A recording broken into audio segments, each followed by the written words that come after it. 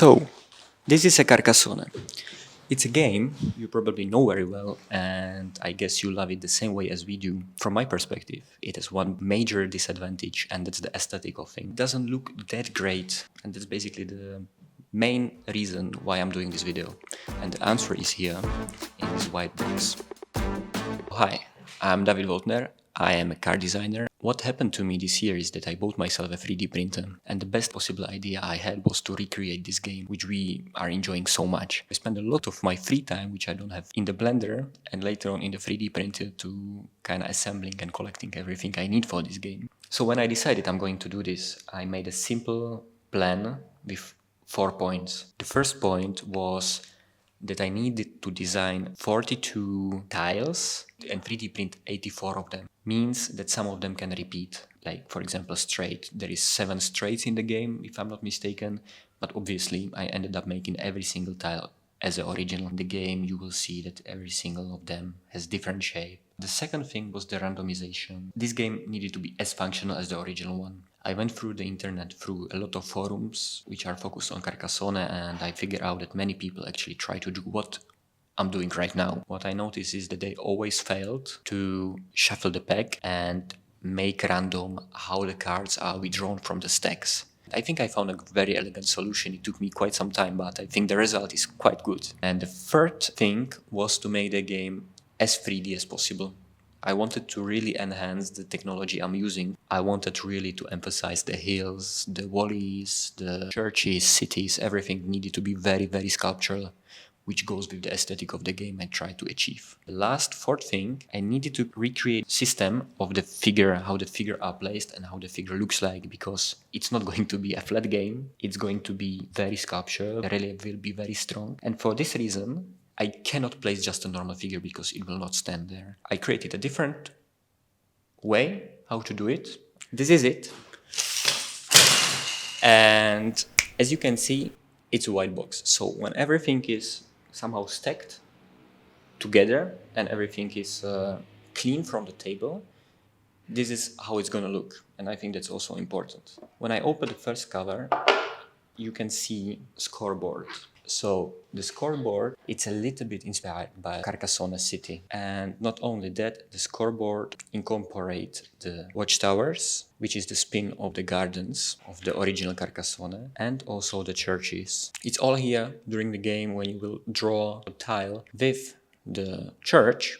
This is the guy you're gonna place there. Here under this part we have a collection of the flags, or the figures, in this case, flags, because as I mentioned, I cannot just use the original figures, they will not stand on uneven surface. For this reason, I created this non-playable card on which you can kind of collect or stack all your flags, so they will be always organized. I have 2 different flags, because in the original game you have also 2 different figures which you can place on different things. On every tile, every single piece of, I don't know, city, road, whatever, there is created a little hole where this flag can be pinned in. So now we're getting to the actual tiles which creates the game.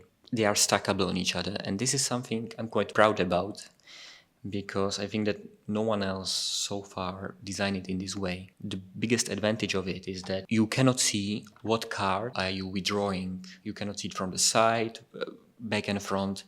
It's always the same. It's a very anonymous design. But it was difficult to make because the cards have a lot of 3D, and to kind of create a system of how to hide it and yet make it functional was quite tricky. In the end, I figured out quite a simple solution. So as you take the card, you have a little frame around it, and that frame allows you to stack the second card on top of it. So you have this little stack of cards, which you cannot really say what card it is. That's the stacking. I also created this little grid. It allows me, in the case I'm gonna do expansion on something, it can be just stuck on top of it. The white box will eventually get higher or smaller, depends on how much expansion you're gonna have. But the design is gonna stay more or less the same. You don't need a lot of space for placing it into your shelves with other board games. So that was it for the cards. And then also importantly, the game is starting with the river. And the river is the lower floor. So this can be taken on the side. You're always gonna start with those cards. And these are a little bit differently designed because I needed a lot of 3D. This is how you start. You finish those 12 cards, then you do the tiles, and whoever has the most point in the end wins, as you all know from the original game. Let's start, let's create the plan, and let's take a look in detail how it actually looks in 3D.